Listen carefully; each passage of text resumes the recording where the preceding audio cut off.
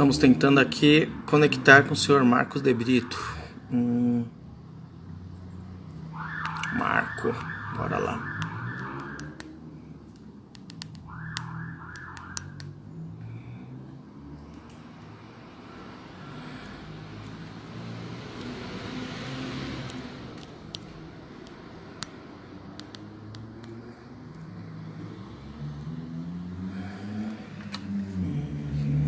Senhor de Brito.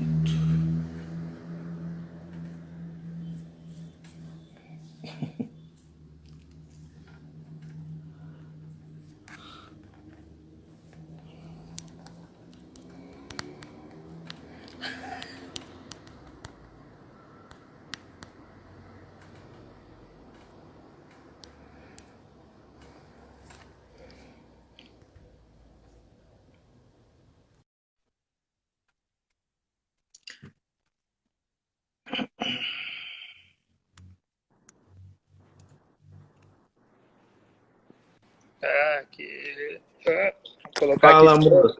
Nossa, como você Cara, mudou? eu tô um pouco mais feio. Eu era feio, eu tô um pouco pior agora, né? Não é que antes Desculpa a você era uma demora, gente. mulher, né? Você era uma mulher, Ai, agora virou um homem. Tava conversando com a Mariana, e apareceu. pois é. Eu tava tentando conectar aqui, a Mariana tá brava comigo, ela já falou que vai me dar umas voadoras quando ela me vê no Rio, aí no Rio de Janeiro, no Rio de Janeiro, né? Quando ela me vê. Uhum, A Mari tinha pedido para eu assumir, né? E eu tava uhum, tentando conectar, mas eu não conseguia de jeito nenhum. Agora eu uhum. consegui. E Tecnologia, aí? Humberto, tecnologia. Uhum. Bom, Tudo bem aí com não sei você? se a Mari já te apresentou, posso te apresentar? Pode, pode. A gente tava papeando. Acho que a gente tava esperando você entrar. Me xingou já no WhatsApp aqui, me deu umas voadoras. Você me cortou, porra, eu tava falando. Bom, esse aqui é o querido Marco de Brito. Marco de Brito, ele é cineasta. Marco de Brito, ele é escritor, tá? Traz aí. Pode ir continuando. Pode Minha continuar. filha aqui, traz ali o seu celular que eu boto. Minha filha quer assistir. Produtor, Uhum. pai, pessoa estranha, ou pessoa estranha não entra na contagem. Pessoa estranha, eu acho que é o principal, viu? Roteirista, produtor, tá? Marcos, né, a gente deu uma stalkeada na criança. Ele é um autor aí publicado, premiado, tá, em várias editoras, tá? E como a gente sabe, o De Brito, ele é o crush de 11 entre 10 mulheres. E está aqui com a gente na Quimera, né? Para a gente conversar um Uhum. pouco hoje sobre a carreira dele, sobre toda a trajetória que o trouxe até aqui nesse momento, tá? Sobre seus livros, seus contos, suas Uhum. curtas, seu filme, só coisa bonita. Marcos, agora eu vou pedir que você se apresente de maneira aí. Pô, é Se apresente. impossível me apresentar melhor do que você me apresentou. Bom, eu queria agradecer todo mundo que está participando, agradecer o convite de vocês, você, Humberto, a Mariana, a editora Quimera, e eu vi aqui que a editora Coerência está participando, inclusive a editora que me deu o prêmio de crush literário, e eu vou publicar o meu novo livro por eles agora, inclusive entra em pré-venda amanhã, e a minha filha que entrou aqui para assistir também. Bom, eu sou cineasta, né, de formação, mas eu acabei encontrando na literatura uma maneira para colocar minhas histórias de fato em prática, porque fazer cinema no Brasil, como todos sabem, é muito difícil, porque é custoso, né? Fazer literatura já é difícil encontrar casa editorial, principalmente Verdade. tradicional. E imagina que no cinema é muito semelhante, mas com valores astronômicos, né? Enquanto a gente fala num livro, uma produção de 6, 7 Vamos mil falar. reais, cinema a gente já vai para a casa dos milhões. Então é Uau. complicado. E como eu, como cineasta independente, tenho muitas dificuldades em encontrar a veia de patrocínio que seja recorrente, né? Muito de vez em quando que eu não conseguia dar vazão à minha produção, das minhas histórias só no cinema, e resolvi acreditar na literatura como um meio para fazer isso. E Certo. deu muito certo, né? Eu mandei o meu primeiro livro sem sem conhecer nada no ramo editorial, eu mandei para Rocco, para Novo Século, para a Companhia das Letras e tal, e assim, todas as editoras grandes aceitaram e eu acabei selecionando a Rocco, porque era a casa que eu mais gostaria de entrar mesmo, né? Harry Potter, Guilherme Del Toro, estava tudo ali. E eu pude escolher e é ali que começou a minha carreira, mas também foi difícil. Eu achava que agora que eu entrei numa casa grande, com um livro publicado, vai ser tudo fácil. E não. Segundo livro que eu escrevi, eles negaram. O terceiro livro que eu escrevi, eles negaram. Apesar de eu ter uma cláusula de preferência para eles. Daí que veio a Faro, né? A Faro aceitou os livros que eles negaram e virou a minha casa oficial. Daí agora a Coerência entrou também nessa lista aí, né, de casas que eu publico. Perfeito. Vamos pegar a colinha aqui. Vamos falar um pouquinho primeiro. Motivação. O que te motiva? Olha, eu acho que o que me motiva a continuar escrevendo é sempre tentar ir além do que eu me acostumei a escrever. Eu acho que eu não gosto de me apesar de O Escravo de Capela e A Sombra da Lua serem livros que eu considero até irmãos pelo estilo de escrita deles, Sim. eu sempre vou em algo que eu considero mais difícil. Se tá fácil, não me interessa. Eu perco o interesse, né? Então, alguém me propõe uma história para escrever sobre algo que eu acho que talvez eu não precise me doar tanto, eu não me interesso em escrever aquilo. Muitas pessoas me convidam para participar de antologias de contos. Eu penso, puxa, eu já cheguei tão... Eu não comecei com conto, e é um caminho natural, né? Você vir do conto para o romance, como no cinema do curta para o longa. No cinema eu fiz esse caminho porque eu estou há muitos anos no cinema, então eu realmente tive que ir me aprimorando para chegar no longa. Agora, na literatura, como eu já tinha histórias de longas metragens que eu não conseguia filmar, eu fui adaptando. Então eu acabei começando já como um romancista. Então quando eles me chamam, eu participei de 2 antologias porque eu já tinha contos escritos, mas as pessoas me convidam e eu penso, puxa, mas o que isso pode agregar a mim como pessoa mesmo, né? Por que eu escreveria um conto agora, sendo que hoje eu tenho prazos para entregar filmes e livros, e escrever um conto só por escrever só vai tirar o meu tempo da coisa que de fato eu vou dizer incomoda, mas não é que incomoda, né? Mas que de fato me faz ter aquela vontade de continuar escrevendo. Um conto não faz eu ter vontade de continuar escrevendo. Agora, um romance que eu penso, trabalhei com uma linha de tempo, trabalhei com 2, o próximo vai ter 3, eu já penso, opa, vou ir para algo novo. Então a motivação para escrever e para filmar é a mesma ou alguma diferença? Não, para filmar eu gostaria que fosse mais fácil, viu? Para filmar. Até pela parte de incentivo financeiro, né? Não, isso infelizmente é complicado, mas Exato. os meus filmes, como na literatura, também tem um grau de dificuldade a cada novo filme. Nos curtas isso é visível, meu curta assim, mais trabalhado, que foi em 2007, eu já tinha feito vários antes e cheguei numa coisa que a gente chama de virtuosismo, né? Formalismo estético, porque eu queria. E no longa também, o Condado Macabro, que eu filmei, foi uma brincadeira entre amigos, e agora o que eu filmei ano passado foi uma coisa muito maior, muito mais difícil, mas também com pouco recurso. Mas eu tenho uma inspiração maior também na questão visual. Assim, no cinema, eu idealizo uma configuração de enquadramento, de situação, de filmagem, e crio uma história ao redor daquilo. Então, isso me inspira muito a criar para o cinema. Vamos lá. Relação. Quando a gente fala da sua relação com literatura e com cinema, provavelmente literatura vem mais cedo, né? Porque a gente começa a ler geralmente quando é pequeno, tal, e vai criando toda um gosto. A sua relação com a literatura, vamos começar por aí. Como? Por onde veio? O que você lê? Olha, eu sou todo ao contrário nisso, né? Como cineasta que virou autor, geralmente é ao contrário, eu adapto os meus roteiros para a literatura. O meu gosto pela cultura de contar uma história também começou no cinema. Eu era o típico garoto que odiava ler, só gostava de coisas HQ, né, revista em quadrinhos, coisas com muitas figuras. E eu acabei encontrando no cinema, mas no cinema legendado, uma maneira de ler mais, né? Então eu aprendi inglês, eu já fiz muito inglês, mas eu aprendi muito vendo filmes legendados, nunca acostumei a ver dublado, e eu acabei, então, sendo um cinéfilo, né, na infância. Eu via filmes que as crianças da minha idade não assistiam, terror, principalmente, e a literatura só me conquistou depois de eu ser adolescente, né? Eu já era, puxa, eu acho que eu devia ter uns 13, 14 anos, quando eu li pela primeira vez o Noite na Taverna, do Álvares de Azevedo. Quando eu Hum, li o Noite da Taverna, eu falei, não, eu preciso começar a ler mais, porque existem coisas que também me atraem na literatura. E antes eu via só o cinema como uma forma de contar uma história, uma forma de me agradar. E daí eu fui atrás de tudo que era do Álvares de Azevedo e descobri uhum, que ele é o melhor autor do mundo, sabe? Eu vi, assim, muito bom. Macário, para mim, é a minha obra de cabeceira. Eu tenho ela ali do lado da minha cama, porque eu, de fato, acho o Macário a melhor obra já escrita no mundo. Depois eu vou para o do Edgar Allan Poe, que eu também gosto muito, e eu fui procurando tudo que é ultrarromantismo. Então, Vou depois de para o ler meu coração. depois de ler Álvares de Azevedo, eu falei, não, agora eu vou ler Shelley, vou ler Byron, vou ler Augusto dos Anjos. Daí eu comecei a gostar Uhum, dessa literatura. Então, quando eu leio algo contemporâneo, eu fico mal, porque eu não consigo gostar tanto quanto aquilo. Eu penso, poxa, eu só gosto de coisa velha, só gosto de coisa clássica.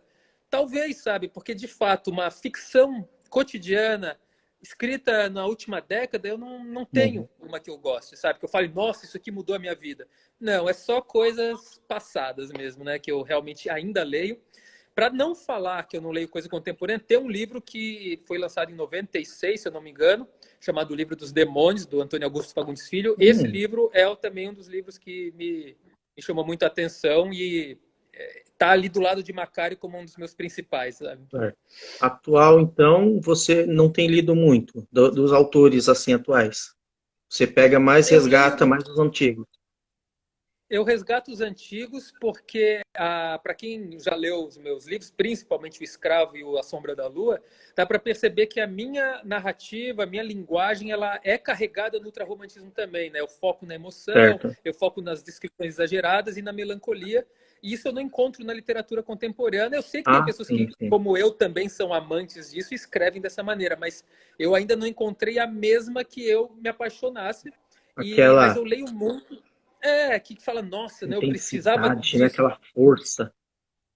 Exato. Eu leio muito contemporâneo de amigos meus, porque, assim, Uhum, eu né, tenho muitos amigos escritores na Faro, na Rocco, na sim. Coerência, então as pessoas querem conversar sobre isso, então a gente lê e debate. Então eu leio desses meus amigos, eu leio bastante.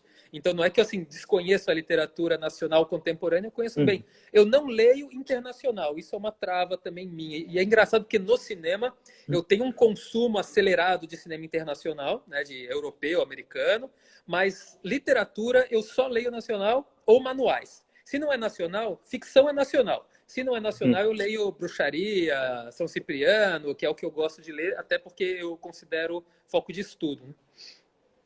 Sim, sim. É a base de pesquisa, né? Para Sim, os livros, para as curtas, e assim por diante. sim. Na parte, então, do cinema, quais são as suas referências cinematográficas para filmar? Ó, como eu acho que toda pessoa da minha geração que faz cinema acabou sendo Quentin Tarantino uma grande Hum, inspiração, né?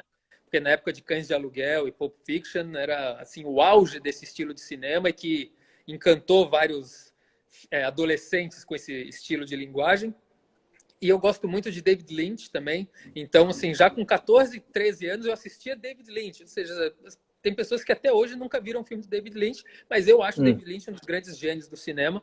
E eu acho que esses dois foram os que me fizeram querer fazer cinema. Depois que eu hum, entrei no mercado audiovisual, na faculdade de cinema, eu fui conhecendo o formalismo russo de 1920, fui conhecendo as escolas francesas, alemãs, e daí fui me apaixonando por Ziga Vertov, agora esqueci o nome, mas assim, pelo expressionismo alemão. Então hoje eu tenho vários, né? Eu não consigo, é tão a mais que na literatura que eu não consigo nomear todos. Mas se eu fosse falar sim. dos contemporâneos, eu gosto muito, mas muito mesmo, do Christopher Nolan. Hum, Gosto muito do Darren Aronofsky. Então, Hacking para um Sonho, para mim, é uma referência máxima de audiovisual. E também gosto muito do Gaspar Noé, porém o Gaspar Noé acaba sendo assim mais um filme, o Enter the Void dele, eu considero o melhor não a filme da obra história do toda, cinema. né? Eu acabo indo mais por obra, sendo assim, David Lynch, Tarantino, eu considero como diretores. Agora, Nolan e esses, eu acabo vendo obras que me chamam muito a atenção. No Nolan, no caso, eu acho O Grande Truque o melhor filme dele. E do Gaspar Noé, o Enter the Void, é, para mim, o melhor filme da história do cinema. Um degrau acima do Clube da Luta, do David Fincher, Uhum, né? Que eu nem considero um diretor que eu sou apaixonado, mas Clube uhum, da Luta está ali em segundo lugar. certo.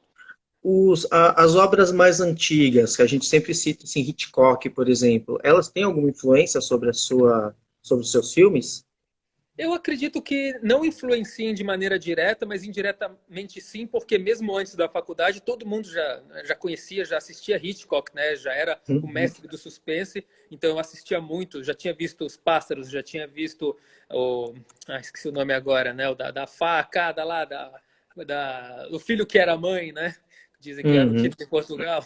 Ficou. Ah, mas eu não, eu talvez por ele ser considerado um grande mestre, eu não quis Uhum, ir atrás disso. Então eu tenho essa, uhum, eu não vou falar de Almodóvar, não vou falar de Hitchcock, não vou falar dos grandes mestres do cinema, porque eu quero algo mais alternativo, né? E na época o Tarantino era uma coisa que estava crescendo. Hoje eu nem gosto sim. mais tanto assim do Tarantino nas últimas obras. Acho as duas últimas obras as piores que Ah, ele já sim, fez, assim. ele já teve filmes melhores, né? Foi. E é natural, né? Você não consegue manter o ritmo para sempre. É de fato impossível. Então, eu acabo, como eu falei, indiretamente. Eu não chego e falo, eu vou citar Hitchcock como uma referência, nunca vou citar. Mas sei que tem, sim, porque eu adorava assistir Os Pássaros, né? Até hoje eu lembro do filme quase inteiro. Então, aquele final, né, dos pássaros todos parados, eles saindo, eu falava, nossa, que coisa tensa. Então, construir esse tipo de tensão, talvez seja a primeira vez que eu tenha assistido e visto algo daquela maneira, que não é grosseiro, direto, como um filme de zumbi do Romero, que eu adorava assistir, adoro até hoje, e era uma coisa mais de, eu tenho uma tensão, eu tenho um medo, que é o que eu trabalho mais, né? Eu não trabalho muito com o gráfico, eu trabalho mais, de fato, com esse terror de tensão. Uhum. Eu vi um curta seu, de um pessoal que estava numa mesa, e aí, acho que é um homem, uma mulher, se não me engano, e eles tiram o crânio da pessoa. Nossa, quando eu assisti aquilo, eu falei, que delícia, É, que maravilha, que apaixonado, aquilo muito lá bom. foi uma oficina do Sesc, e a gente filmou em 4 Hum. horas só. E foi Uau, inspirado no Hannibal, né? Quem conhece não tem como esconder, né? Que né? é um Hannibal mais Referência sujo, né? Porque o clara. Hannibal faz a incisão perfeita, todo limpinho. O meu pega uma Uhum. serra elétrica ali, uma serrinha e espirra sangue para todo lado. Ok. É, bom, a gente falou um pouquinho de desafios, né, sobre fazer cinema no Brasil e literatura. No momento atual, né, não entrando na parte política, se você considerasse o começo da sua carreira e hoje, qual a diferença entre as dificuldades do começo e do momento? Uhum. Quando eu comecei, ainda era muito difícil, porque apesar de já ter tido a retomada do cinema brasileiro com Carlota Joaquina, da Carla Camurati, que acho que foi em Uhum, 94, 95, se eu não me engano, muito o bom. cinema brasileiro começou a se reencontrar depois da Era Collor, né? Porque a Era Collor destruiu a Embrafilme, destruiu o cinema nacional e começou a se reerguer aos poucos. Eu entrei na faculdade em 98, ainda não estava reerguido, não tinha nenhum fomento além da Lei Rouanet, porque, assim, para quem não conhece, a Lei Rouanet, que o povo critica aí, ela foi criada Né? no governo Collor. Apesar de tudo, Uhum, foi o Collor que criou e sobreviveu a todos os governos, ou seja, não é uma coisa de um partido. uhum, Mas ainda era muito complicado fazer. No final da faculdade, 2003, já estava muito melhor, sabe? Realmente começou a criar mais fomentos. No governo anterior, criou-se o fomento, uma cota de tela. A cota de tela já existia, mas criou o fundo setorial, e o fundo setorial, que era o imposto sobre tela, fez as produções ganharem o mundo, né? A gente foi para Berlim, ganhou Berlim, foi para Cannes, ganhou o prêmio em Cannes, isso tudo por causa dessa época do cinema nacional. E hoje em dia, vamos dizer que isso retrocedeu. Eu também não falo uhum. de partidarismo, né? Eu acabo Sim, falando sim. mais na questão de realização. A realização do último ano para cá ficou muito pior, porque todos os filmes que estavam aprovados na lei do audiovisual, que não conseguiram uma verba até dia 31 de dezembro, foram encerrados. Você tem que Uhum, reinscrever. E essa uhum, reinscrição abre margem para eles falarem não. Antes não existia isso. Você não existe uma ideologia, não pode existir uma ideologia na cultura. A ideologia da cultura é financeiramente está correto? o cronograma é viável, então você aprova Uhum. aquilo e aí não, e ponto final. Você não fala, opa, ele falou de Deus, não, ele falou do diabo, não pode, falou de Deus, pode, falou disso, não pode. Não, isso não pode existir. Isso é censura. E quando falavam que existia censura, e davam dinheiro para amigos, deram dinheiro para o filme do Lula. Se eu fizer um filme do Lula, ou do Bolsonaro, ou do FHC, tem que me dar o dinheiro se eu comprovar que eu tenho como captar e tenho como Sim. fazer de acordo com o cronograma. Não tem o que se discutir, sabe? Só que agora não está muito assim. Eu É. sei que eu perdi editais porque o Casa dos Pesadelos ele aborda uma temática tabu. É uma temática que não é legal mostrar para a família, apesar de ser uma realidade, ser algo trágico que acontece. E eles falaram, não, isso daqui não é de acordo com as novas diretrizes do governo. Ou seja, está existindo uma censura nem tão velada É, assim, né? Não é o estilo que a gente quer incentivar. Então, assim, piorou. Eu fiz esse longa-metragem agora em novembro e dezembro sem dinheiro financiado. Uma distribuidora chegou para mim e falou, Marcos, você quer fazer um filme? Falei, cadê o roteiro? Ele falou, não, você escreve o roteiro, a gente quer o seu nome aqui na distribuidora. Falei, mas vocês vão me dar quanto? Eles falaram lá o valor. Eu falei, olha, por um 0 a mais eu faço, por esse não dá, né? Eu quero um 0 a mais aí na direita. Mas eles a falaram, não gente dá, precisa não dá, comer, né, vai ter pô? né? Pô.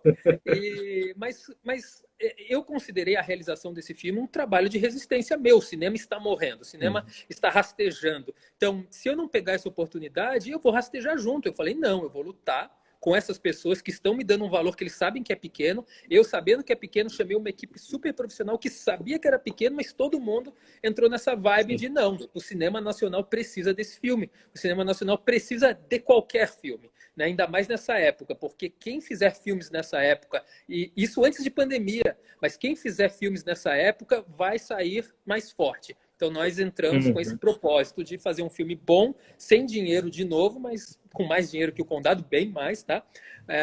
Mas que fosse numa época de dificuldades, porque a gente não vai se dobrar ao que o governo quer que a gente faça. A gente não vai, nunca fizemos isso e não vamos de novo. Né? O cinema já passou por tempos piores e sobreviveu. Então ele continuará Né? sobrevivendo. Né? Você falou sobre o Condado, né? Te stalkeando aqui. O primeiro filme seu, Universo, é isso mesmo? Uhum. 2001. E nós temos um Apóstolos gravado, já saiu em 2017? Ou tá para sair? Já, assim, pela ordem, o primeiro de 2001 é o Vídeo sobre Hum, Tela. O Vídeo sobre hum, Tela ganhou o prêmio no Festival de Gramado e, assim, eu nem conhecia o Festival de Gramado. Eu estava na faculdade ainda, no meio da faculdade, e os professores falaram, Marcos, esse filme é muito bom, você não quer inscrever nos festivais? Eu falei, qual? Gramado tá aí. Inscrevi, entrei e ganhei. Eu pensei, nossa, daí que eu conheci o ramo audiovisual, né? Daí que eu conheci as uhum, pessoas famosas do ramo de cinema, vi que tinha um mercado de curtas e daí fui melhorando. O Universo é 2004 e o Apóstolos, que é tá 2017, errado. Tá errado essa é, bagunça. tá vendo no Wikipedia? Tô O, olhando no Wikipedia. Stalkeando no o, Wikipedia. o Apóstolos ele saiu em 2017 como um curta, mas ele Sim. é parte de um longa-metragem chamado Histórias Estranhas. Hum, O Histórias Estranhas tiveram 8 diretores, né, proeminentes de terror nacional. E o Apóstolos é um dos filmes, né? Ele estreou no certo. cinema ano passado, no Cinemark, e esse mês ele estreia no canal AMC. Então todo mundo vai poder assistir o Apóstolos e os outros trabalhos dentro Com desse longa, certeza. Histórias Estranhas. Mas o Apóstolos é um que eu gosto bastante. Eu tenho um outro anterior Hum, chamado Overdose Digital, que esse foi o meu hum, filme mais premiado, que eu gramado de novo e entrou em Roterdã, assim, vários festivais que eram classificatórios para o Oscar. Né? certo. Putz, coisa linda, hein? Já imaginou você lá no Oscar? Eu já tive esse Representando o sonho, hoje eu não Brasil? tenho mais, viu? Pô, Não, hoje eu não tenho mais. não, não, Não não, sabe. não. A esperança é a última que morre, cara. A esperança é a última que morre. Vamos lá. Vamos tirar esse 7-1 aí da gente. É, você falou de filmes que um linka com o outro. O seu universo audiovisual, o seu universo de filmes, ele forma uma história só ou são dispersos? Não, eles são dispersos. Eu sou antes da era Marvel. Eu não tenho um multiverso criado, não pretendo ter. Algumas pessoas já Hum, até vieram me falar, não sei se você conhece o Gabriel Tennyson da Suma. Ele falou, porra, e se a gente criasse uma história assim, que eu vou usar o seu personagem do Saci, do Sabola no meu? Eu falei, cara, eu adoraria, pode fazer. Eu não sei se eu faria com os seus, né? Porque eu aceito que os meus personagens sejam colocados, mas eu não sei se eu tenho essa ânsia, essa vontade de querer articular os meus universos. Até porque eu Sim. até pensei assim, como eu poderia fazer isso? E eu não encontrei elementos no A Sombra da Lua e no Escravo de Hum. Capela, apesar de eles serem livros irmãos, que pudessem se conversar, não sei, de uma maneira muito forçada num futuro, sabe? Tipo, num Ah, futuro, não, aí não é eu legal, né? falar, eu falar de algo que aconteceu na Vila Socorro e associar ao Sabola também. Depois, poxa, mas isso é pilantragem, né? Tem muito autor que faz isso, autor fora, importantíssimo, famosíssimo, que coloca o nome de um Uhum. personagem, e o pessoal já fala, nossa, universo compartilhado. Não, o cara botou um nome, deu migué e fez você comprar o outro livro dele. Eu O cara não aparece faço isso. em duas frases só e já é universo compartilhado, né? Então, Ah, eu gosto que os filmes e os livros tenham uma unidade, sabe? Não, meu universo criado é ali. Então eu posso me contradizer no outro universo. Porque se eu fizer um universo compartilhado, por hum, exemplo, eu encaro no Apocalipse segundo Fausto o diabo como o de vários nomes, né? Beelzebub, Lúcifer, Mefisto, é tudo uma entidade só. Porém, nos meus uhum, estudos e no que eu de fato acredito, não são. São vários diabos, tipo uma legião que reside num local, né, que às vezes é um local imaginário, mas que cada um deles eu não vou falar divindade porque as pessoas vão me crucificar aqui, mas assim, um ser, alguma criatura diferente, uma né? Beelzebub, entidade. uma entidade, né? Lúcifer não é a mesma coisa que Beelzebub, que não é a mesma coisa que Satã, Uhum. que não é a mesma coisa que Satanás, Amon, cada um é um. E eu Belfagor, cada pretendo um é um. e eu pretendo abordar isso, por exemplo, numa terceira continuação do A Sombra da Lua. E daí eu falo, se eu Uhum. fizer um universo compartilhado, eu vou ter que desmentir tudo que eu criei de mitologia para o Apocalipse segundo Fausto, sabe? Não me agrada, porque eu crio cada mitologia de acordo com o público que eu estou conversando. Eu estou conversando com o catolicismo no Apocalipse segundo Fausto, que é o livro Uhum. que sai amanhã, né? Enquanto outros não, eu estou conversando com várias religiões. Então eu não gosto de fazer né? Essa pontezinha assim, não. Verdade. Falando um pouquinho mais sobre o livro do Fausto, o que que você acha? Mostra ele, olha, coisa, olha que capa linda. Ó, Capa cadê o meu dura, autografado? Manda o meu, porra. capa dura, ó, capa dura. Lindo, lindo, coisa sexy. Ó, ó, ó. Ó, Nossa, a puta guarda que da pariu. capa. Ah, vai te catar, tá me fazendo inveja, que ódio. Bom, fala um pouquinho sobre esse livro. O que que você espera com ele? O que que te levou a criar ele? Uhum. Bom, o Apocalipse segundo Fausto, ele surgiu numa conversa com a Faro, de que cada autor, assim, o Rodrigo de Oliveira, da Era dos Mortos, ele Hum, sugeriu que os autores de terror da Faro e suspense criassem cada um livro para sair num box. Cada um ia fazer sobre uma época do ano, sobre uma verão, inverno, outono. Eu peguei o outono. E eu cheguei para o Pedro Almeida, que é o editor da Faro, e falei, Pedro, o meu livro que eu quero escrever, eu já tenho um roteiro escrito que se passa nessa época, só que ele não é comercial, é diferente do que a Faro quer. Ele é mais autoral. Então, publique ele por último, porque se você publicar ele primeiro, talvez as pessoas achem que todos os livros têm essa pegada mais autoral. Ele concordou, hum, só que no meio do trabalho, ele falou: não quero mais um livro de cada, eu quero um livro com os quatro, que daí saiu Vozes do Joelma. Só que nisso eu já ia falar estava. sobre ele já. Só que nisso eu já tinha 100 páginas do meu livro escritas. Eu falei, Pedro, eu vou terminar o meu e te passar, depois eu faço esse. Eu passei para ele, ele leu e falou: Marcos, realmente é um livro. Espaço para um livro igual a esse na Faro, talvez eu tenha que abrir espaço para outros parecidos. E eu não sei se eu tenho espaço para tantos livros assim.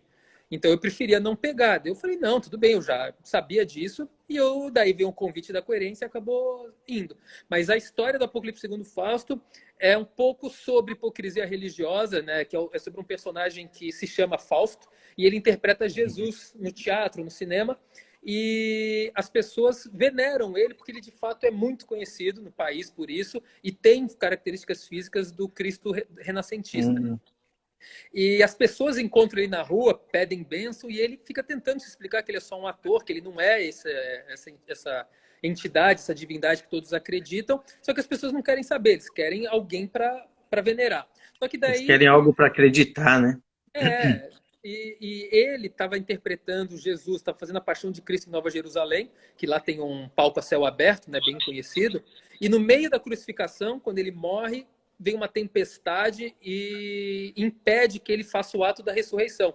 Então isso começa a incomodar ele, porque todas as manchetes dos jornais falam Jesus não está, Jesus morreu, Jesus não ressuscitou e tal, e ele sempre que ele dorme ele sonha que está num palco de um grande teatro na frente dos portões do inferno conversando com o diabo, conversando com Mefisto, que daí questão do Fausto e Mefisto. E o Mefisto tenta convencer Fausto de que ele é o falso profeta. E ele, não sou, blá, blá, tem toda uma discussão, né, filosófica sobre isso, até que ele acorda na manhã seguinte e começam a crescer chifres na testa dele.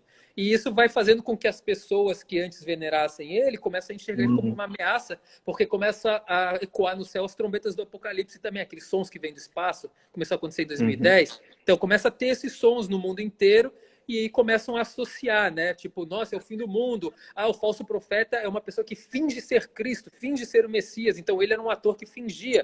Então começa a ir atrás dele, né? E o que acontece... E a consequente queda dele. E daí assim, certeza. precisam ler para saber o que spoiler, acontece, sem né? spoiler. Sem spoiler. Vamos lá.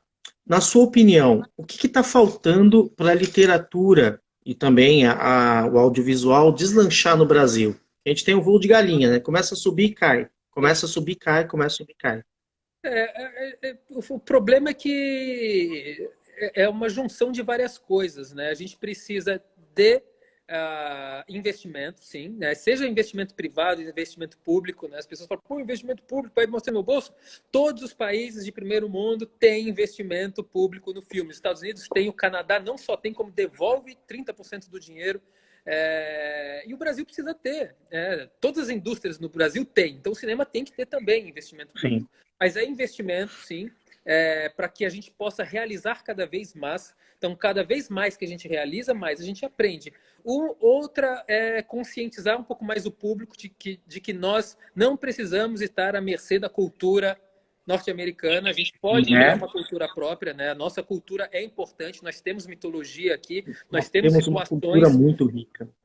Muito rica, e o pior filme nacional... O pior filme nacional já é melhor do que um filme estrangeiro, porque ele conversa com a gente. E a gente tem que ter isso em mente. Então, puxa, o pior filme nacional já fala tanto mais sobre mim do que um estrangeiro. Então, por que não investir cada vez mais para que outros artistas, outros diretores ou outras obras consigam tocar o público? Então, isso é uma coisa. Você ter dinheiro para investimento, você criar cada vez mais, fazer cada vez mais e educar o público a gostar do que é do seu país. Para deixar da gente ser aculturado, né? Para a gente deixar de ser aculturado. A gente prefere assistir um filme e idolatrar um deus nórdico como Thor do que um deus indígena, sabe? Que é nosso. Né? A gente prefere uma entidade que é a mesma coisa de fora do que uma entidade que é a mesma coisa nacional, sabe? E por quê? Porque é nacional, não tem outro motivo, sabe? Isso é estranho. E isso é uma catequização que foi feita, né? Então, aí vem a tal da doutrinação, né? Exatamente, né? Exatamente. E assim, eu não sou contra, eu adoro assistir Marvel, adoro assistir estrangeiro, mas, poxa, existe espaço para todo mundo. Não é porque um filme de 10 bilhões de dólares estreou que um filme nacional com 5 milhões de reais, o cara vai falar, isso aqui é um lixo, e o outro de 10 milhões é maravilhoso. Pô, o cara tem 10 bilhões para fazer, a gente tem, às vezes, 100 mil reais para fazer um longa, né? Então, é desleal. Então, se a gente chegar num filme um dia de 100 milhões para fazer, pô, daí a gente vai fazer sim naquele nível, sabe? A gente pode ver até pela Índia, né? Eles têm o Bollywood lá, que ele bate de frente com o Hollywood, né? E eles preferem o filme tradicional indiano do que os filmes estrangeiros. Lá eles assistem mais filmes indianos do que de qualquer outro lugar, né? Vamos lá. Dicas. Caminho das Pedras. Ajuda nós, que é escritor, escritores iniciantes, cineastas iniciantes. Qual é o Caminho das Pedras? Puxa, peraí, filhota, espera um pouquinho. O Caminho das Pedras, não existe um Caminho das Pedras, né? A gente nunca sabe se uma obra que a gente escreve vai atingir ou não um público, né? De repente, uma obra que é muito parecida com outra, de outro autor, que não teve sucesso, por estar no momento certo, acaba tendo uma resposta do público melhor. Mas é você não desanimar E é básico, né, falar isso, não desista com os nãos e tal. De fato, isso a gente tem que fazer, porque a gente recebe muito não.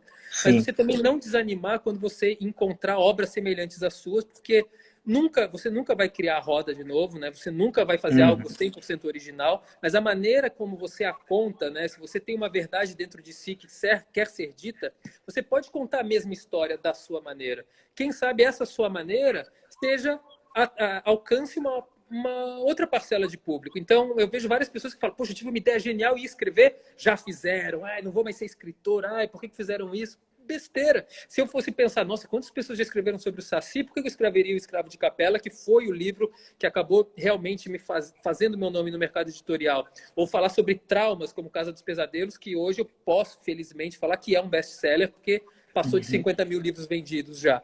Então, assim, eu não pensei em, vou, sei lá, escrever algo. Não, vou escrever algo que eu quero, algo que eu sinto a necessidade de colocar para fora, de falar sobre um medo, falar sobre uma situação e botar como uma verdade. Não, aquela é a minha verdade. Eu acredito que é assim que vai acontecer. E foi, sabe? E aconteceu. Então, eu acho que o caminho das pedras é isso e sempre também ser honesto, né? No caso, Uhum. nunca passar na frente de ninguém, porque o mercado editorial ele é muito pequeno, é muito fechado. O, Então, se você de todo mundo repente te faz algo conhece. que outra pessoa, pô, ele roubou a minha ideia, ele fez isso, ele falou mal de mim, não precisa ter treta literária, né? O povo adora as tretas do cinema, da literatura. Uhum. Meu nome, o nome de vários autores que vocês conhecem, nunca estão no meio das tretas, porque a gente optou, a gente sabe que existem as tretas, chegam até nós, mas a gente fala, não, a gente não vai se posicionar para essa treta porque não precisa. Às vezes a gente teve um caso até recente aí, não vou falar, mas assim, um caso recente grave, né, sobre um posicionamento que as pessoas cobraram um posicionamento meu também. E eu falei, cara, eu nunca me posicionei. Eu posso ser contra ou a favor, mas eu não quero me posicionar agora nesse instante porque eu não preciso, sabe? O mercado já vai se posicionar frente a essas declarações. Então, assim, é ruim, sabe? Você de fato chegar e botar o pau na mesa e falar, é isso, é assim que é verdade. Uhum. Você pode se dar mal por causa disso. Você pode se dar mal, como Verdade. muita gente se deu mal, sabe? Por falar mais do que precisava. Então é isso. Ó. Você é autor? Escreva, não fale, né? Foque na sua história em vez de ficar querendo mostrar que você é o bambambam bam, bam na rede social, sabe? Rede social só estragou a nossa vida, tá? Então, Uhum. era tão bom quando não existia rede social, sabe? Vou pegar isso aqui para mim, hein? Não Para foi deixar de indireta, ser treteiro. não foi indireta, né? Mas é bacana que eu sou um desses, né, que me envolvo muito, e às vezes eu entro em discussões inúteis, que não leva para lugar nenhum. É porque fere a gente, né? De fato fere quando a gente vê algo que nós consideramos absurdo, mas quando era mais jovem, eu fazia isso e eu me ferrei grande. No cinema, eu não tive uma ascensão tão rápida quanto na literatura, porque eu tinha esse pensamento de não, eu vou confrontar quem é contra o que eu acredito. E eu confrontava Hum. de maneira grosseira, e daí eu acabei vendo que de repente eu estava num edital precisando e as pessoas que eu confrontei estavam lá como jurados. Eu falei, não vou ganhar, Hum. e não ganhava. Só quando eu não tinha Sim. nenhum conhecido que conhecia meu nome, que daí eu realmente, de fato, ganhei É, edital. E na literatura, eu eu já tenho cheguei passado por isso. calejado, né? Eu tenho Não, eu já passado cheguei por isso com calejado. uma antologia Pois aí. é, cara. A, Não é importante a isso. Mariana falando que eu sou treteiro da Quimera. É complicado, Mas, complicado. cara, treta acontece, é vida, mas você só tem a ganhar quando você não se envolve na treta, né? Vou levar isso para mim, vou levar isso para mim, com certeza. Eu queria falar um pouquinho sobre Escravos de Capela e o Vozes de Joelma. Uhum. Qual desses livros você acredita que seja um divisor de águas na sua carreira? Ou qual é o Escravo de divisor de Capela. águas? Eu acho Escravo. Escravo de Capela, porque assim, O A Sombra da Lua, que foi o primeiro, saiu pela Rocco, é o meu livro preferido, é o meu livro assim que eu tenho um amor por ele maior que os outros, talvez por ser o primeiro, né? Porque Hum. e por talvez também ser o único livro que eu achei que eu ia ter escrito. Depois que eu escrevi A Sombra da Lua, eu pensei, não, vou voltar para o cinema, não quero escrever outro livro. Só que o mercado editorial me abraçou de uma maneira tão gostosa, sabe? Muito melhor que o cinema, que eu falei, não, vou adaptar outros. Daí veio o Escravo de Capela, veio o Condado Macabro, mas o Escravo de Capela, que fez eu entrar na Faro, também fez eu ser mais reconhecido, porque a Faro investe muito no autor nacional. Então, a Faro faz um trabalho maravilhoso de divulgação do autor, tem uma distribuição em livrarias muito maior que a da Rocco. A Rocco tem o Harry Potter, né, em tudo quanto é lugar. Só que a Faro, ela faz a gente estar nas principais vitrines de todas as livrarias. Então, eu falei, meu, isso mudou a minha vida como escritor. E o Casa dos Pesadelos acabou, como falei, tornando o meu nome conhecido do público geral, porque Escravo, apesar de ser um livro que eu considero um livro mais bem trabalhado, melhor, ele não é um livro que teve tanta aceitação quanto o Casa. O Casa é um fenômeno da Faro, assim. Então, o Casa dos Pesadelos acabou sendo o que me dá mais liberdade de querer publicar qualquer coisa na Faro, que eu falo, Faro, ó, esse é o meu novo livro, porque o Casa foi muito bem. O Vozes do Joelma, eu ainda não posso, porque ele é muito novo, né? Ele é muito novo, eu não posso avaliar ele, mas tem uma novidade que aconteceu, que a gente não pode falar ainda, que a gente vai falar em breve, mas que vai também mudar a carreira de todos os autores que fizeram Joelma, assim, porque é algo grande, sabe, que aconteceu. Show. Mas eu ainda não vejo Joelma como um divisor. Talvez Dá para mim, dica porque já pra gente, sou... vai virar filme? Então, eu não posso falar, mas eu que já sou cineasta, para mim não é uma grande Sim. coisa, sabe? Mas a maneira que ele vai ser feita, sim, sabe? A maneira que aconteceu vai mudar. A Uau. gente vai ingressar num... É uma história forte, né, do imaginário brasileiro. Sim, e Terrível, terrível. se você escrever tipo incêndio no Google, já vai vir Joelma, sabe? Na hora, na Coisa hora. muito forte. É um dos piores do mundo, né? O nosso. Sim, sim. Ele serviu para criar normas de segurança em prédios, né, no mundo inteiro, depois do acontecido. Pois é. Eu fiz uma pesquisa para um conto sobre o Joelma, o Joelma, o terreno, o crime do químico anterior, né, o crime do poço, o terreno que Que é a minha era... história. Ah, é do químico? Eu É. preciso roubar da Lisa Holloway, ela tem esse livro, eu vou pegar para mim. E o terreno anterior, que supostamente era um lugar de tortura de escravos, né? Então diz que é um lugar que ele já vinha acumulando uma energia há muito tempo, até que eclodiu nisso. E antes do Pelourinho, os índios chamavam de Águas do Diabo, né? Achavam que a região era amaldiçoada também. Então, assim, meu, é de muito tempo. Então, a gente fez essa abordagem, né? Cada um pegou uma época. Então, eu peguei o Sim, Crime do Poço e, como é um livro, na introdução da parte de trás do livro, eu que escrevi, eu coloco essas informações. Mas no livro, a gente botou o Crime do Poço como sendo o desencadeador da maldição. E daí o Rodrigo de sim, Oliveira, que pegou o incêndio, ele cita os anteriores, mas também cita o meu conto. E daí o Marcos Barcelos pegou as 13 almas, né, que foram encontradas lá, os corpos carbonizados no elevador. E o Bonini, ele resolveu dar um final. Ou seja, o Bonini é o único sim. que foi, de fato, uma história 100% original. Ele pegou uma tragédia diferente de outro prédio e adaptou como se fosse o Joelma para a gente dar um final ao prédio, né? Entendi. Bom, vamos abrir para umas perguntas. A Morgana está perguntando aqui, atualmente, escrever ou filmar? Pessoal, taca ali pergunta no Marco agora. Olha, é difícil porque eu fui acostumado a responder filmar, mas é tão assim, quando eu estou num set eu me sinto tão poderoso, né? Porque quando você está no cargo de diretor e roteirista, você vê as pessoas falando as suas falas que você escreveu, dá uma sensação de empoderamento bem legal, né? Que você fala, meu, olha só, eles estão dando vida a algo que eu escrevi e ao mesmo tempo eu estou escolhendo todo o enquadramento e ao mesmo tempo eu tenho 50, 40 pessoas aqui trabalhando a favor de uma história minha. Então você tem uma... Uau, né? Que coisa forte. Só que é muito ego, é muito complicado. Então sempre dá briga, seja com atores, seja com fotógrafo, seja com o produtor. Não existe um set 100% tranquilo. Isso me incomoda um pouco. Eu gosto de trabalhar numa paz e a pressão que o cinema faz, porque o cinema é muito caro, te faz entrar num estresse, num buraco emocional assim muito forte e é difícil sair. Então, eu acho que hoje eu prefiro escrever porque é mais calmo e eu gosto do trabalho solitário. Só que quando eu estou no set, tudo desaparece, tudo fala, não, é aqui que eu pertenço. Então, eu me sinto mais à vontade, assim, eu me sinto muito à vontade num set. Então, eu não conseguiria explicar. Se fosse do coração dizer, seria cinema. Só que eu sei que quando eu estou no set, me sinto poder, de repente, dar briga, eu falo, quero ir para casa. Daí eu penso, pô, devia estar escrevendo livro, devia estar filmando. Então, é uma relação de amor e ódio aí, sabe? Mas é cinema, né? Eu tento esconder, mas é cinema. Vai, é cinema. Prefiro cinema. Não adianta, é cinema. Só perguntas. Pode mandar aí que o Marco responde.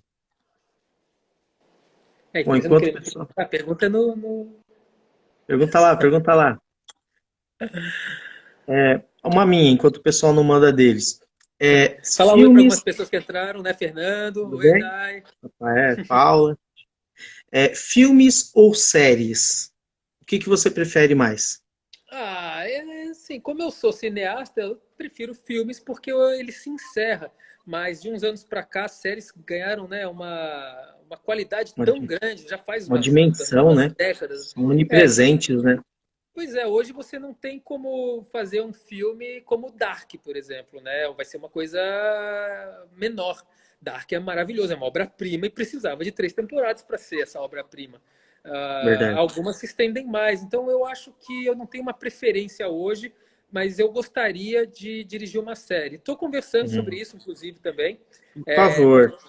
sobre A Sombra da Lua. Estamos Uhum. tentando. E eu gostaria, eu não sei, né? Não, eu fico nessa dúvida. Pô, sério, cinema? Porque cinema, pelo menos, você fez um produto e ele vai estar ali para sempre. Agora, na série, é um trabalho diferenciado, digamos assim. Mas estou gostando hoje em dia de assistir mais série, porque pandemia eu não saio muito, não estou muito no cinema, e desde que eu tive filhos, eu não consigo muito ir ao cinema. Eu tenho que assistir em Uhum. casa. Então eu acabei assistindo em casa mais séries, né? Eu descobri esse Certo. prazer pelas. Lendo um bom livro fez uma pergunta. Para Ah, 2021, a gente espera algum livro saindo pela Faro? bom, além do bom livro é a Dai, né? Oi, Dai, tudo bem? Para 2021 a gente espera um livro. Olha só, um segredo de editora para vocês. A Faro já está fechada para os livros do ano que vem. O editor já nos falou que quem não entregar o livro agora não vai ter livro para 2021. Então, provavelmente eu não vou ter livro para 2021. Ele falou que ele reservou, o Pedro, né? Falou que ele reservou alguns nomes que ele espera que entregue. Eu perguntei para ele, falei, Pedro, eu tô nessa reserva? Ele falou, se você me entregar o livro tal, que é um livro que ele encomendou para mim, você tá. Só que eu não vou entregar o livro tal. O que eu tenho para entregar é o livro do meu filme, porque eu estou adaptando ele agora, né? Que eu terminei de montar e comecei a adaptar ele como literatura. Esse é o livro que eu vou entregar, mas corre risco dele falar que não quer, porque não foi o livro que ele me encomendou. Eu vou ter que procurar outro editor. Então, não sei se ele sairia pela Faro. Espero que sim, né? Porque é a minha casa oficial. Mas ele me dá abertura para sair por outro lugar se ele não quiser. Mas A Mariana, 2022 é certeza, tá? aí sim. Mariana Bravinha da Quimera. Ela fez uma pergunta: onde você se vê, tá? Você, nesse momento. Qual a sua perspectiva para a literatura nacional mediante o cenário atual? Peraí, repete, por favor. Qual a sua perspectiva para a Que nossa literatura nacional mediante o nosso cenário no momento? a literatura eu acho que ela tá melhorando, né? Diferente do cinema, que tem essa questão do investimento e precisar de verba pública, a literatura vejo que ela vem crescendo, se desenvolvendo e melhorando a cada ano, porque a gente Uhum. abre cada vez mais editoras, né? Novas editoras vão abrindo e vão dando espaço para a literatura nacional, e o que a gente precisa é disso, de mais autores escrevendo, para a gente identificar os novos talentos e eles poderem continuar escrevendo. Então Com eu vejo que, qualidade, né? assim, se você olhar 10 anos no passado, nossa literatura de gênero nacional quase não existia. Existiam nomes assim, o André Verdade. Bianco aqui, algum outro ali, um independente que ninguém ouvia falar, e de repente as grandes casas começaram a ter um espaço para a literatura de gênero nacional e as casas menores começaram a publicar os independentes, sejam por autopublicação ou investir neles. Então, eu acredito que isso vai se potencializar. Daqui para baixo nós não voltamos, porque no cinema a É. gente retrocede porque a gente depende do governo. Então, dependendo da Uhum. linha cultural do governo, a gente retrocede ou avança. Mas na literatura não, né? A literatura a gente depende de investimento de capital privado, né? Ou nosso. Aí eu vou investir na literatura, tem uma casa editorial que cobra, mas me dá visibilidade, vou fazer isso. Amazon, Wattpad, então vejo só melhorias daqui para frente. Certo. A Mariana perguntou onde você se vê daqui a alguns anos. Quais as suas Onde eu vejo aqui. perspectivas? Eu acho que eu gostaria muito de poder estar mais confortável no ramo audiovisual, de falar assim, pô, tem um projeto bacana, vou botar na HBO e a HBO vai me receber e fazer, sabe? Não ter que entrar nos processos gigantescos de editais, que é o ramo, é o mercado, vamos dizer assim, normal, né?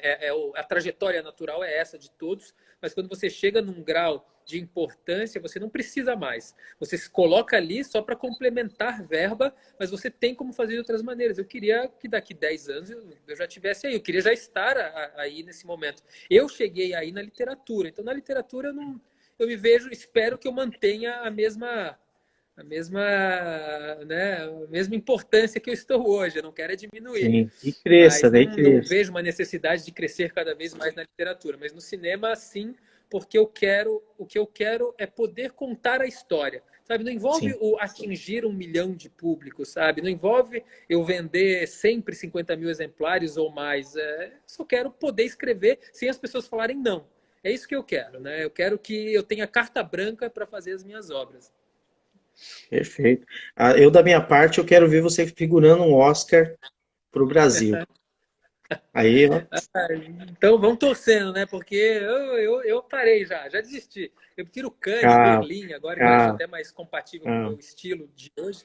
Mas Certo. Oscar faz a carreira, né? Que Oscar é muito corporativismo também, né? Muito americanizado, né?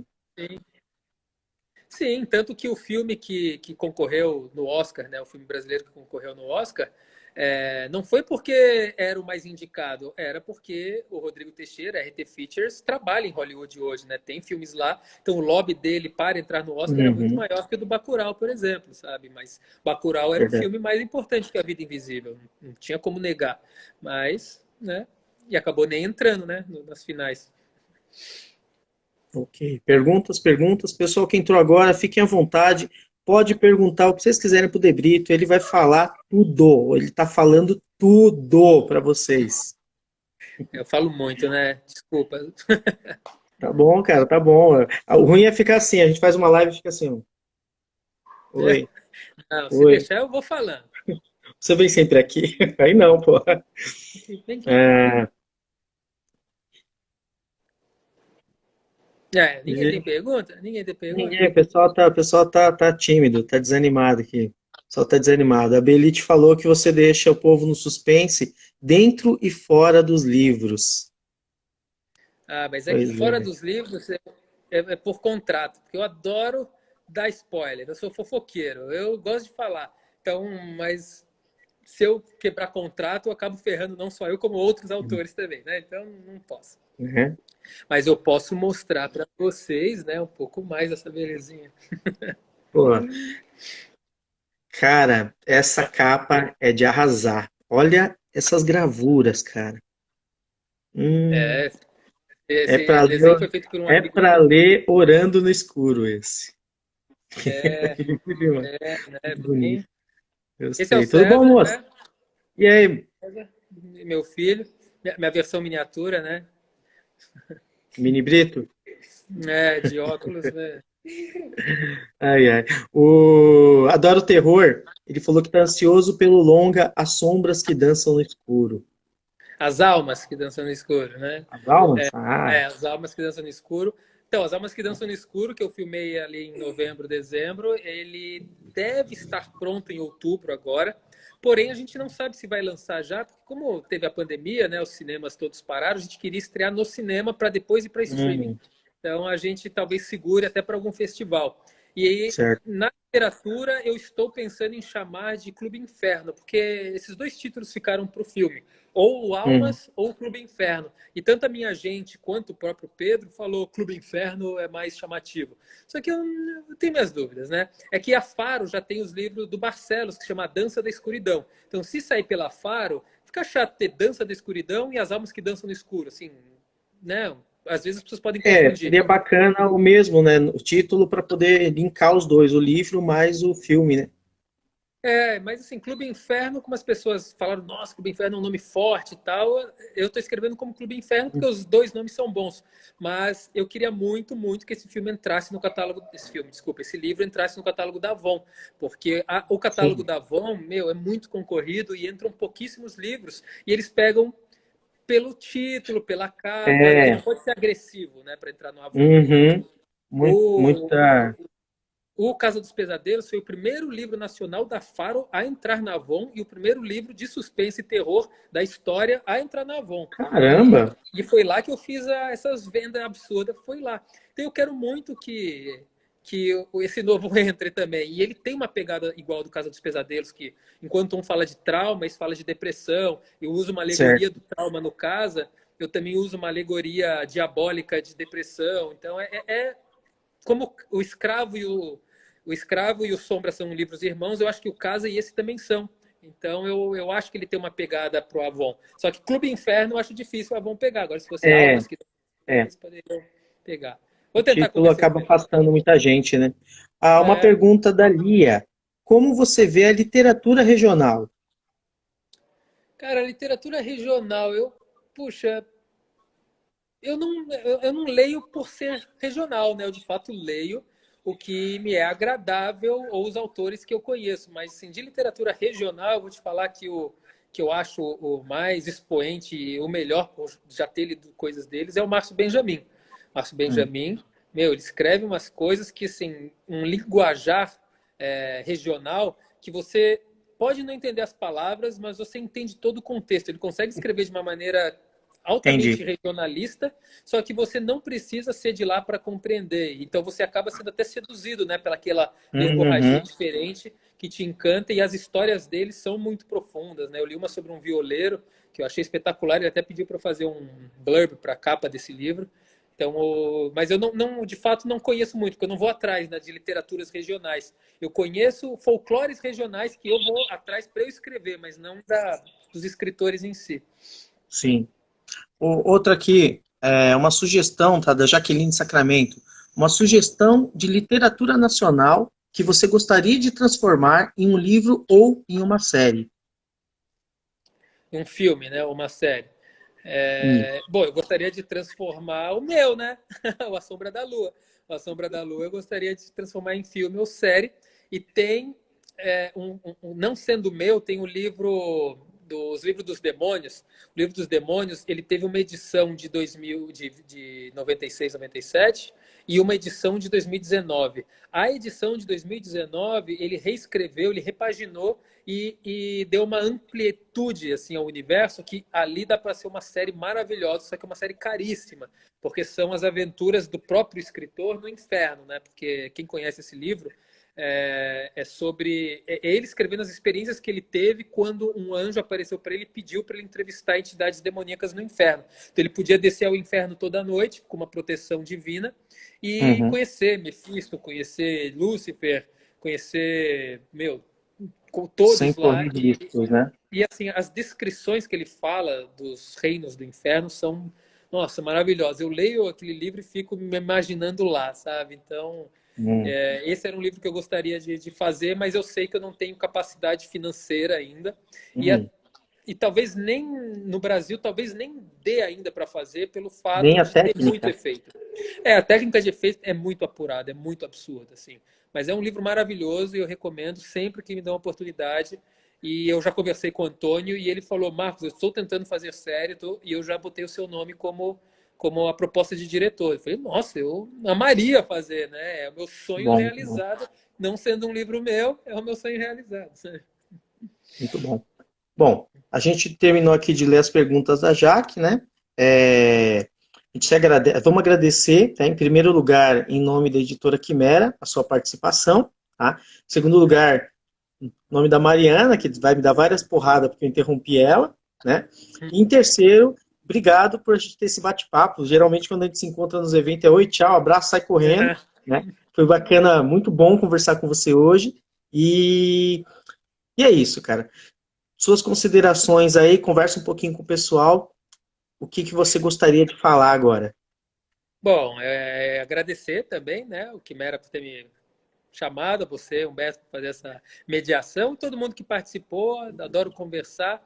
E eu queria falar um pouco do Apocalipse Segundo Fausto, tá? Que é o meu novo livro, né? Então, é a nova paixão. E é o livro, assim, mais bonito que eu tenho. Não tem como esconder, né? Olha essa lombada, que Essa coisa lombada, hein? absurda, né? Só Temos a 10 lombada já tá... segundos, hein? E esse é um livro que eles me deram uma liberdade tão grande de participar na parte editorial e de Marcos, o alteração Ig quer nos de texto. cortar, velho. Tá